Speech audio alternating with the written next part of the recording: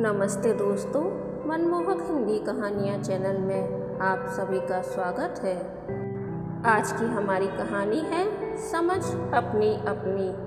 आपको हमारी कहानी पसंद आती है तो वीडियो को लाइक और चैनल को सब्सक्राइब जरूर कीजिएगा। माँ, ये देखो गोवा के टिकट, अगले हफ्ते हम सब गोवा जा रहे हैं। सम्यक मेरे कमरे में आते ही खुशी से बोला। उसके पीछे पीछे मेरी बहू सिया और पोता शौर्य भी मेरे कमरे में आ गई। दादी, पता है वहाँ बहुत बड़ा समंदर है, हमारी टीचर ने बताया था, कितना मज़ा आएगा ना। कहते हुए शौर्य ने मुझे खुशी से गले लगा लिया। मेरी बहू ने हंसते हुए कहा, माँ, इस बार मैं आपकी एक नहीं सुनूंगी, आपको भी गोवा में जीन्स पहननी होगी। चल पगली, मैं और जीन्स, दुनिया देखेगी तो हंसेगी मुझ पर, मैंने झूठा गुस्सा दिखाते हुए कहा। माँ, इस बार आपको सिया की बात माननी ही होगी। सम्यक ने मेरी गोद में सिर रखकर कहा। अच्छा अच्छा, सोचूंगी। अभी चलो सब सो जाओ, बहुत रात हो गई है। सबके अपने कमरों में जाने के बाद मैं खुशी के मारे सो ही नहीं पाई। मैंने कभी समंदर नहीं देखा था। अगले हफ्ते समंदर के किनारे बैठी होंगी, सोच सोचकर मन नाच रहा था। फिर यह भी सोचा कि कल सत्संग में जाकर सबको बताऊंगी कि मैं गोवा जा रही हूँ। सुबह सिया शौर्य के स्कूल जाने के बाद मुझे सत्संग के लिए छोड़कर ऑफिस चली गई। मुझे अपनी सहेलियों को गोवा जाने की बात बताने की बहुत जल्दी थी। सत्संग का तो बहाना होता है।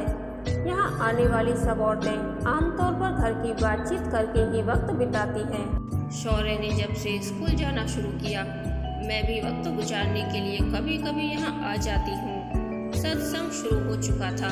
मैंने धीरे से अपने पास बैठी आशा से कहा, सुन, अगले हफ्ते सत्संग में नहीं आ पाऊंगी। मैं अपने बेटे बहू के साथ गोवा जा रही हूँ। क्या गोवा? पिछले साल तो तू शिमला गई थी, इस बार गोवा, तेरे तो मजे हैं। आशा ने कहा। गोवा? अरे वाह। सम्यक की माँ, सुना है कि समंदर के किनारे शाम का मजा ही कुछ और होता है।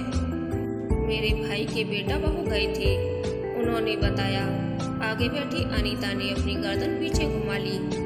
धीरे धीरे सत्संग छोड़कर मेरे आसपास की औरतों ने एक छोटा सा घेरा बना लिया। मैं गर्व से फूली नहीं समा रही थी। तो इतना लंबा सफर कर पाएगी?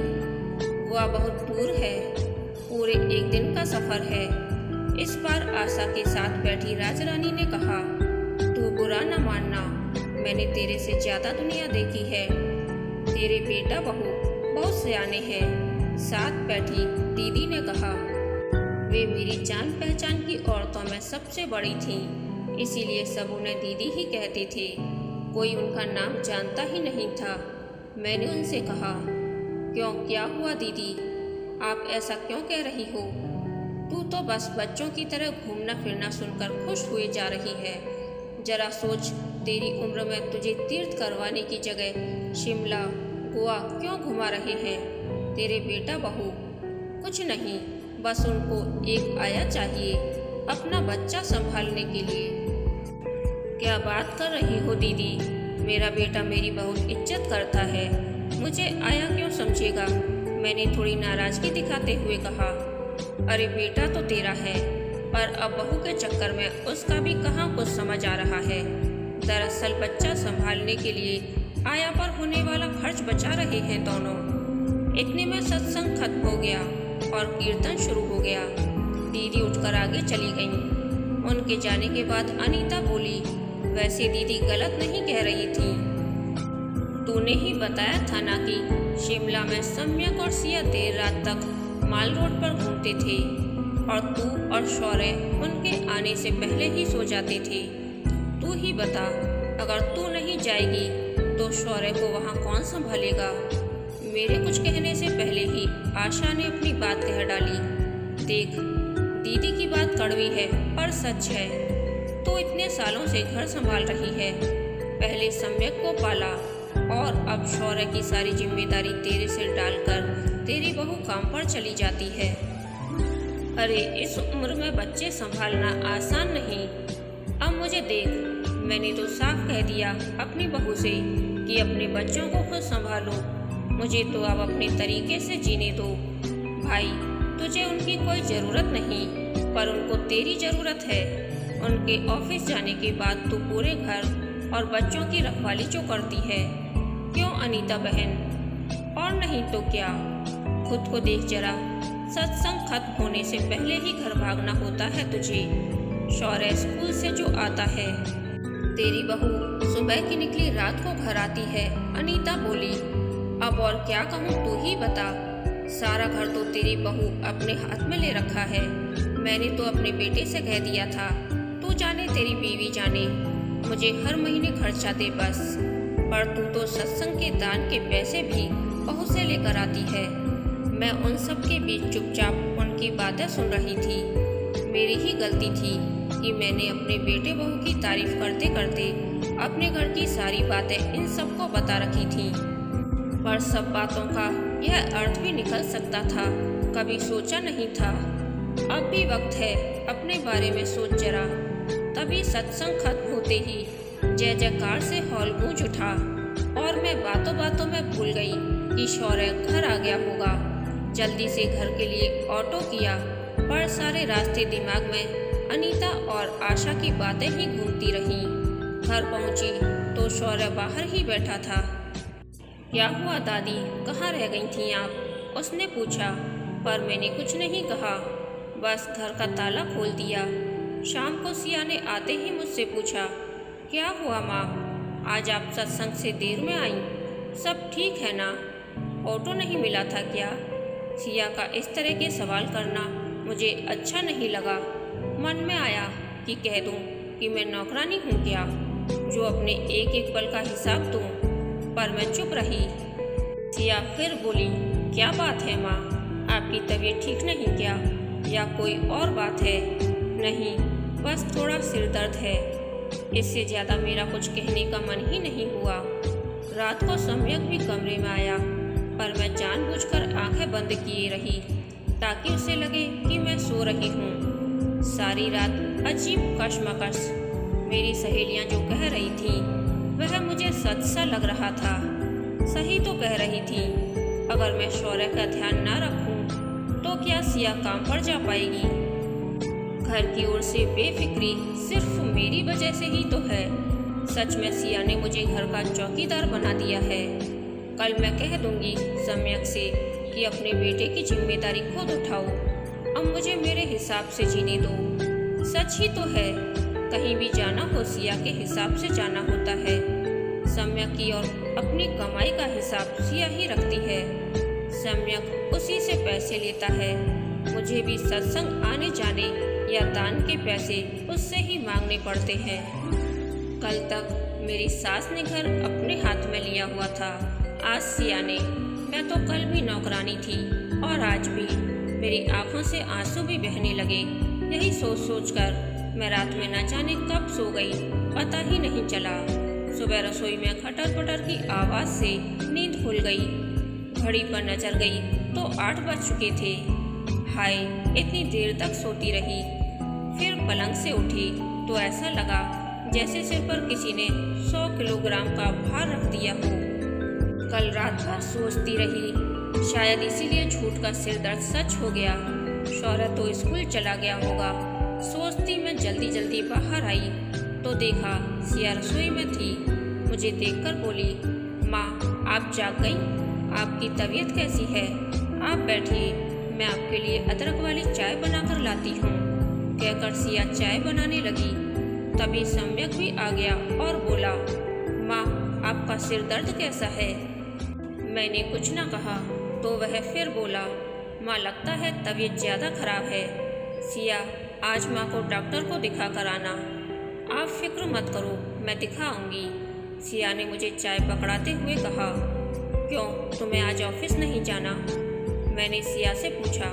नहीं माँ, आपकी तबीयत ठीक नहीं, इसलिए मैंने आज छुट्टी ले ली। सिया कहती हुई रसोई में चली गई। हाँ, अगर मैं बीमार हो गई तो घर की रखवाली कौन करेगा? मैंने मन ही मन सोचा। थोड़ी देर बाद हम डॉक्टर के पास थे। सिया पर्ची कटवाने के लिए लाइन में लगी थी और मैं एक और रखी बेंच पर बैठ गई।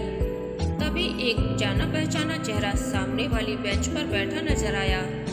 क्या यह रेखा है? नहीं नहीं, रेखा तो लखनऊ में रहती है। लग तो यह रेखा ही रही है। यह सोचकर मैं अपनी जगह से उठकर उसके पास चली गई और उससे बोली, रेखा, तुम रेखा ही हो ना? पहचाना मुझे? मैं शारदा। अरे शारदा तू? कहते हुए वह मेरे गले लग गई। कितने सालों बाद देखा तुझे। कैसी है तू? और तेरा छोटू सम्यक कैसा है? रेखा खुशी से मानो उछल ही पड़ी। सम्यक ठीक है, अब तो उसका छोटू भी हो गया। शौर्य नाम रखा है उसका। अरे वाह, बड़ा प्यारा नाम है। वह बोली, हाँ वह तो है, मैंने जो रखा है उसका नाम। तू सुना, तू यहाँ कैसे? मैंने उसने पूछा। मैं पिछले 2 सालों से यहाँ हूँ और एक वृद्ध आश्रम चला रही हूँ। चला क्या रही हूँ? समझो अपना टाइम पास कर रही हूँ। मतलब? मैंने उत्सुकता से पूछा। तू तो जानती है मैंने शादी नहीं की। सारी उम्र तो अच्छे से गुजर गई। खूब कमाया, पर अब समझ में आया कि जो कमाया वह साथ तो लेकर जाना नहीं, तो थोड़ी सेवा ही की जाए। बस कुछ सालों से समाज सेवा कर रही हूँ और पिछले 2 सालों से तेरी उम्र के लोगों की देखभाल कर रही हूँ, जिनके बच्चे उन्हें अपने साथ नहीं रखते। कुछ तो ऐसे हैं जो अपने बच्चों के साथ नहीं रहना चाहते। बस उन्हीं में से कुछ को यहाँ लेकर आई थी। बताकर उसने साथ बैठे कुछ लोगों की ओर इशारा किया। बेंच पर बैठे उन लोगों की ओर देखकर मेरा मन बैठ सा गया। जरा देखो तो कैसे बच्चे हैं, अपने माँ बाप को नहीं रख सकते।